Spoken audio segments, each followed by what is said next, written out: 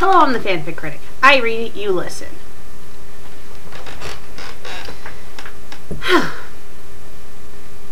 Today, I'm going to be reading a fanfic that is a crossover between two unlike things. These things are X-Men Evolution and Saw. Now, to be perfectly honest with you, I've never seen any of the Saw movies, and I don't care to see them.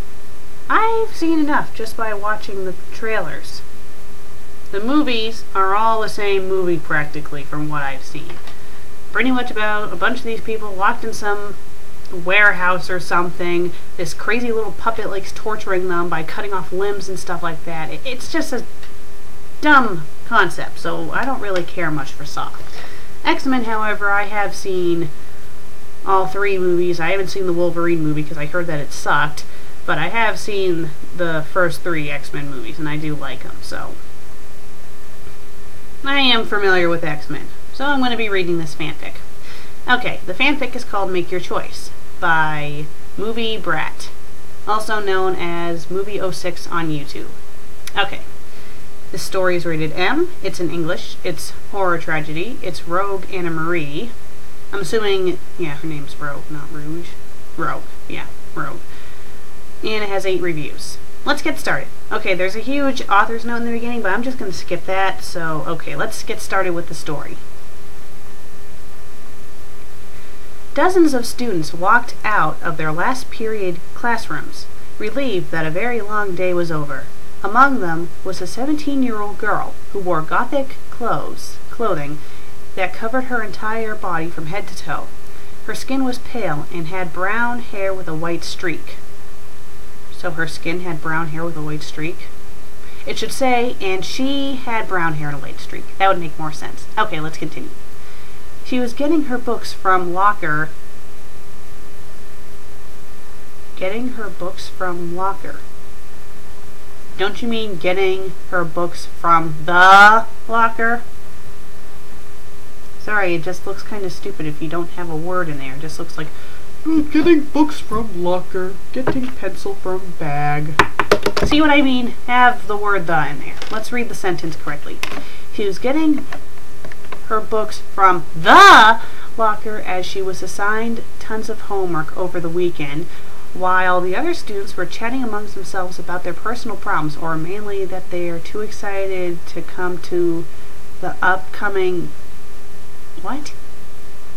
Or mainly that they are too excited to come to the upcoming Halloween dance.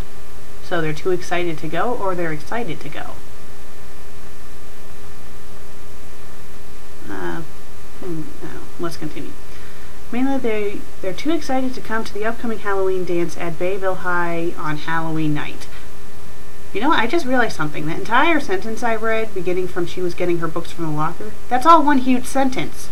No breaks in it at all, and it goes for 2 lines and then a widow at the very end, for those who are reading on with me. Okay, Movie-Brat, you need to cut this down a bit. Make them separate sentences, because, you know, run-on sentences tend to be grating and hard to read, and they're annoying. Let's continue. Hey, Rogue, a brown-haired 16-year-old girl wearing a pink short skirt, blue jeans, and open-toed wooden sandals called out to her. Coming to the Halloween party next week? She closed the locker after grabbing her books. Maybe. I don't know. She answered with uncertainty in her voice. She wasn't sure about going. She didn't do well with crowds, not to mention that Scott would be there with Jean. I'll think about it. All right. She walked off towards the exit, joining Scott and the others. Rogue opted to stay behind to help out with some of the decorations for the Halloween dance. She joined the committee to decorate the dance simply because she didn't want to be stuck there completely. Okay, after the word because, he has a comma. So, I don't get why he has a comma there, because you don't need a comma. If you have the word because, you don't need a comma. Check your grammar, people. Let's continue. She needed something to do other than danger room sessions or fighting the Brotherhood. She wanted to do something normal, and this was probably it. When she entered the gymnasium, the lights were off, and the decorations left over from a few days ago just looked half-assed. There was no banner that said, "Happy Halloween!" No props such as fake skeletons. There were simply none of that stuff. Okay, this sentence is comma happy. It says, there's no banner that says Happy Halloween, comma, no props such as a fake skeleton, comma, there simply were none of that stuff. And instead of were, you should have was. You should probably make these into separate sentences. Maybe have the first two be commas, but then have there was simply none of that stuff be a sentence. Okay, let's continue. Hello? She walked around a bit, hoping for someone to answer her. She didn't want to admit it, but she felt a bit creeped out. It looked eerie when the lights aren't on, and that nobody was around. Wasd?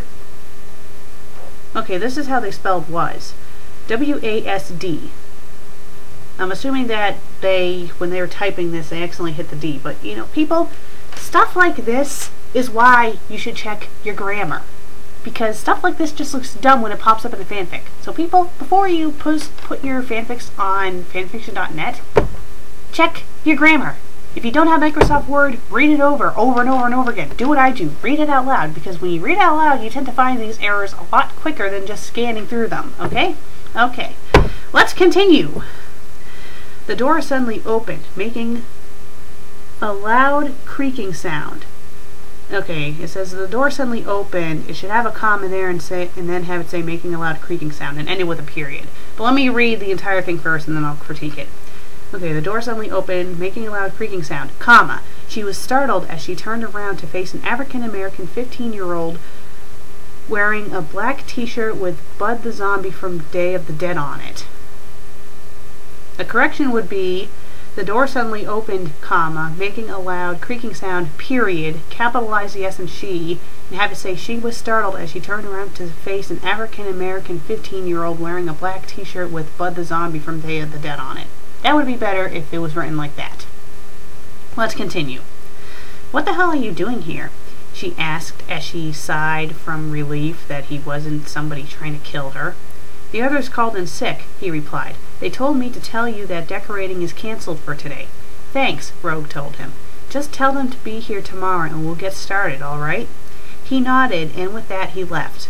Rogue turned to the exit gymnasium doors, deciding to exit the other way. What? Rogue turned to the exit gymnasium doors? Shouldn't it just say Rogue turned to the gymnasium doors? That would make more sense instead of having the word exit in there. Either get rid of the word exit or get rid of the words gymnasium doors. I'd say get rid of exit because you have exit show up again after the comma. Okay, let's continue. She had been hoping to get away from a whole serving of Scott and Jean looking at each other. It sickened her a lot. She mentally cursed herself that the students called in sick and thought they were avoiding her on purpose due to her being a mutant and all.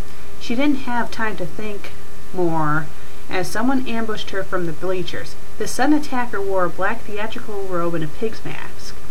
She didn't have time to react as this new opponent was quick and knocked her out with chloroform. Her vision started to get blurry before her eyes went completely closed. Okay. Before she opened her eyes, she felt a cold chill down her body. Why was it suddenly so cold? Her eyes started to open and vision instantly became clear again. It was an empty room with nothing but a TV and what looked like a body lying the floor. Don't you mean lying on the floor?